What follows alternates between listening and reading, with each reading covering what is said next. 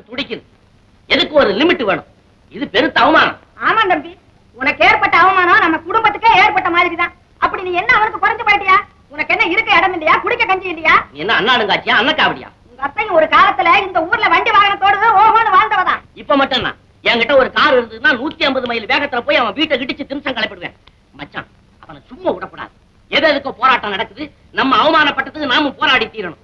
மில்லுல உள்ள தொழிலாளிகள் எல்லாம் ஒண்ணு சேர்த்து ஒரேடியா ஸ்ட்ரைக் பண்ணி அவன் மில்லையா இழுத்து மூடுமுடியா பண்ணணும். புறப்படு. செங்கல்ராயா, மற்ற தொழிலாளிகளை இதுல சம்பந்தப்படுத்துற நியாயம் இல்லை. இது என் சொந்த விஷயம். இதே சொந்த விஷயத்தை அவன் மனசுல வச்சுக்கிட்டு தான் உன் ஆணையெல்லாம் வெளியில புடிச்சு தள்ளிவிட்டான். அப்படியா? என்ன அப்படியா? பாக்கணுமா? தசாமூர்த்தி, இங்க வாங்க. என்னப்பா, உங்களுக்கு எல்லாம் வேலை போயிடுச்சா? ஆமா அண்ணே, நாங்க ஒரு குத்தமும் செய்யல. மேஸ்திரி எங்களை கூப்பிட்டு இனிமே உங்களுக்கு எல்லாம் வேலை இல்லைன்னு சொல்லிட்டாரு. அண்ணே, நீங்க தான் அவருக்கு நெருங்கிய சிநேகிதராச்சே. அந்த உரிமையில எங்களுக்காக ஒரு வார்த்தை பேசுங்க அண்ணே. நீங்களும் அவனை எப்படியாவது போங்க. இந்த விவகாரத்துல என்ன சம்மந்தப்படுத்தாதீங்க. அப்படி சொல்லாதீங்க அண்ணே. நீங்க வந்து நேர்ல முதலாளி கிட்ட ஒரு வார்த்தை சொன்னீங்கன்னா எங்க எல்லாருக்கும் வேலை கிடைக்கணும். முதலாளி, பெரிய முதலாளி. இனிமே அந்த அற்பப்பாய முகத்தலவே மாட்டேன். போங்க. என்னென்ன இது? அன்னைக்கு தொழிலாளிக்கு யூனியன் வேணும், ஒற்றுமை வேணும் அப்படின்னு சொன்ன நீங்களா இன்னைக்கு இப்படி பேசுறீங்க? உழைக்கிற எங்களுக்காக பேசுறவங்க நீங்க ஒருத்தர் தான். நீங்களும் மௌனமாயிட்டா முதலாளிக்கு மமதி அதிகமாயிடாதா? அண்ணே, உங்களுக்கும் முதலாளிக்கும் ஏதோ தகராறா? அந்த காரத்தை மனசுல வச்சுக்கிட்டு எங்களை நிறுத்திட்டதா காம்பவுண்டுக்குள்ள பேச்சு அடிப்படுது. கேட்டியா மச்சான்? கேட்டியா? இப்பவாது உன் உடம்புல தக்கிதா? அவன் என்ன அவமானப்படுத்தின தனிப்பட்ட விஷயம். அதுக்காக இவங்களையெல்லாம் வேலையில இருந்து நீக்கிடுறதா? என்ன ஆனாலும் சரி, அந்த ராஜசேகரன் ஒரு கை பாத்துறேன். வாங்க.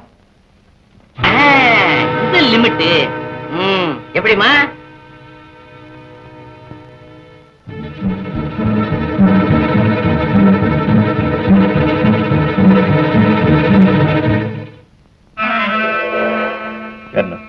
இவர்களை வேலையிலிருந்து நிறுத்தி விட்டாயாமே? எதற்காக? அதை கேட்க நீ யார்? நான் ஒரு தொழிலாளி. நாங்கள் எல்லாம் ஒரே சமுதாயம். இதில் ஒருவன் பாதிக்கப்பட்டால் அதை பற்றி கேட்க மற்றவனுக்கு உரிமை உண்டு. அந்த உரிமையின் பெயரால் கேட்கிறேன். இவர்கள் நிறுத்தப்பட்டதற்கு நீ சரியான காரணம் சொல்ல வேண்டும். அவசியம் சொல்லத்தான் வேண்டுமோ? ஆம், எதற்குமே காரணம் சொல்லியாக வேண்டிய காலம் இது. அதிகம் வேலை இல்லாத காரணத்தால் ஆள் குறைப்பு செய்ய வேண்டிய அவசியம் ஏற்பட்டது. அந்த அவசியத்திற்கு குறிப்பிட்ட இவர்களை மட்டும் தான் பலி கொடுக்க வேண்டுமா? இதில் எந்த குறிப்பும் இல்லை. கணக்குப்படி வேலை செய்யாமல் கௌரவ சம்பளம் வாங்கிக் கொண்டிருந்தவர்கள் தான் நிறுத்தப்பட்டிருக்கிறார்கள். அதுவும் தற்காலிகமாக. எனக்காக சொல்லும் நொண்டி சமாதானம். இதை நான் நம்புவதற்கில்லை. I don't care.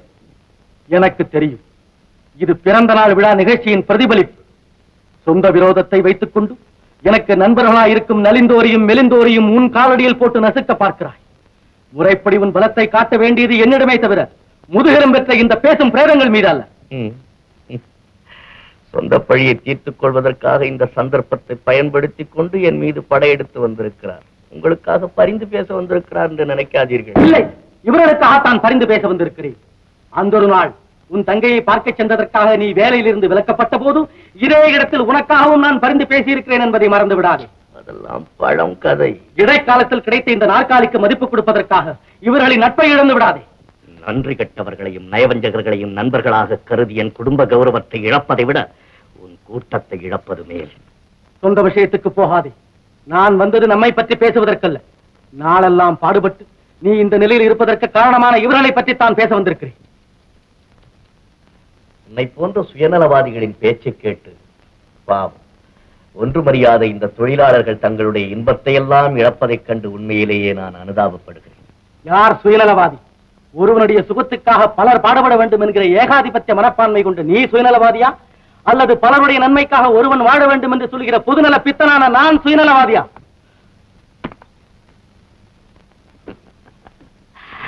பொதுநலம். பொறியிலே பலகாரம் வைப்பது எலியின் பசியை போக்கவா?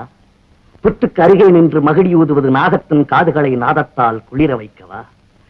காட்டுக்குள்ளே குளிபறிப்பது யானை ஓய்வு பெறுவதற்காகவா? கனையை வில்லிலே பூட்டுவது கலைமானுக்கு வேடிக்கை காட்டவா? இல்லை, இதெல்லாம் பிற துன்பத்திலே இன்பம் காண வேண்டும் என்ற பேய் வெறி. அந்த வெறிதான் உனக்கு. இதற்கு பெயர் பொதுநலம். புரியாமல் பேசாதே. மெழுகுபத்தி எரிந்து ஒளியை கொடுப்பதோடு தன் மேனியையும் உருக்கிக் கொள்கிறது. ஊதுபத்தி நறுமணத்தை கொடுத்த பிறகு உருவமற்ற சாம்பலாகிறது.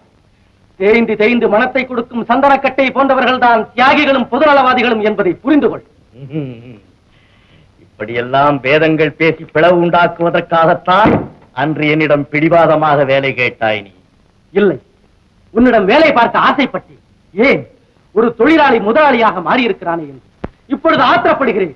இந்த முதலாளி தான் ஒரு மாஜி தொழிலாளி என்பதை மறந்து விட்டானே என்று. இல்லை இல்லை, இவனும் நம்மோடு வேலை செய்தவன் தானே.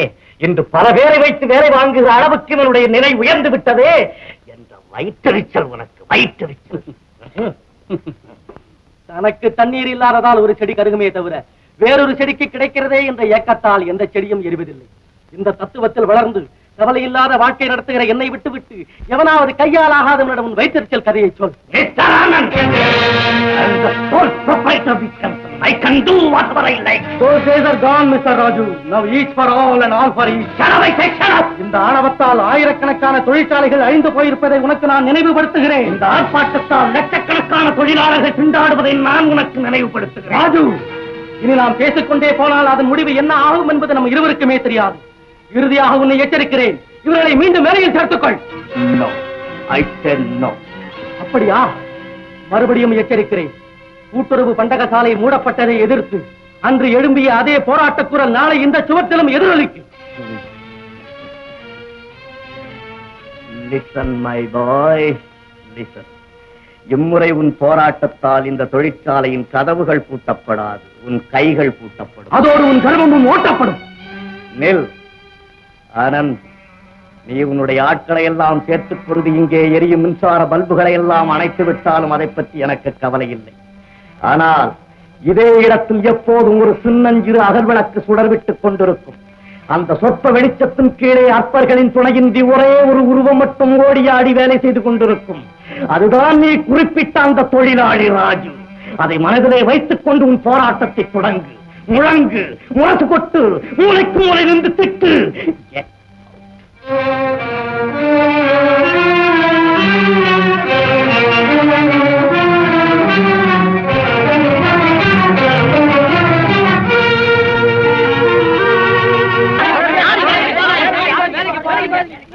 மறுபடியும் வேலை கிடைக்கிற வரையில வெளியே இருந்து போராடுவோம்.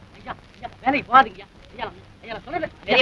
நீங்களும் தயவு செய்து வேலைக்கு போக கூடாது. தம்பி, நீங்க அதிக மாட்டாதீங்க. இதே மாதிரி முந்தி ஸ்ட்ரைக் செய்து பூட்டப்பட்ட மில்ல அந்த புண்ணியவார் ராஜு வந்து திறந்து வச்சாரு.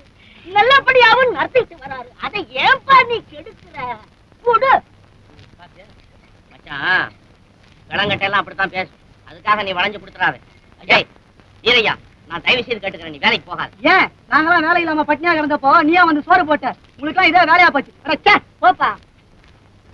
வாலிப பசங்க எல்லாம் அப்படித்தான் பேசுவோம். அதுக்காக வளைஞ்சு கொடுத்துறாரு. காரு சத்தம்.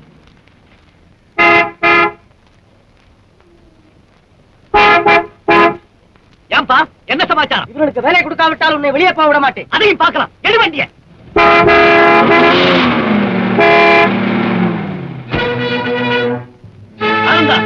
நீ அனாவசியமாக எனக்கு சொல்லிக் கொடுக்கிறாய்.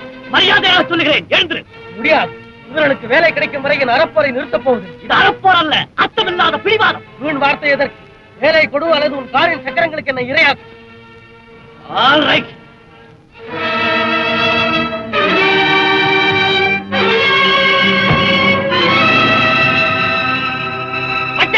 வெற்றி வெற்றி எழுந்திரு.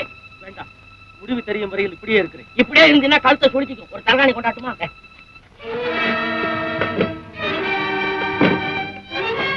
Hello, police station. Rajasekhar speaking. Inspector, good morning, good morning. Can I speak to DVSP? Yeah. Thank you.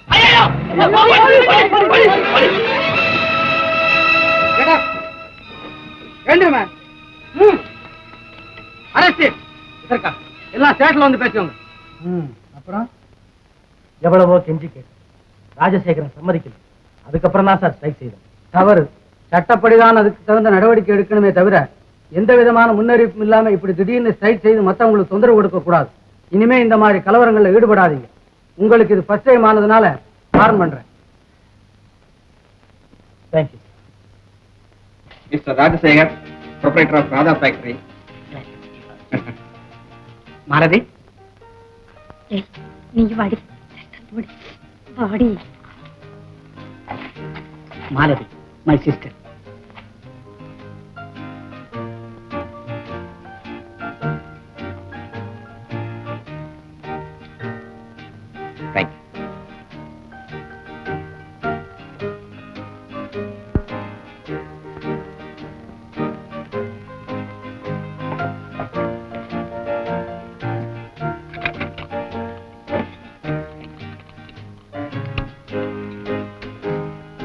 அப்போ மிஸ்டர் ராஜசேகர், 2 கல்யாணத்துக்கு டேட் ஃபிக்ஸ் பண்ணி விடலாம் இல்லையா?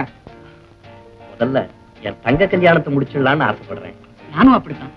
எனக்கு முன்னாடி என் தங்க கல்யாணம் முடியும். அப்படின்னா 2 கல்யாணத்தையும் ஒரே டேட்ல ஃபிக்ஸ் பண்றது தவிர வேற வழி இல்லை. மிஸ்டர் ரத்னம், மனசு திறந்து சொல்றேன், படிக்காத நான் ஒரு படிச்ச பெண்ணை எப்படி கல்யாணம் செஞ்சுக்க முடியும்?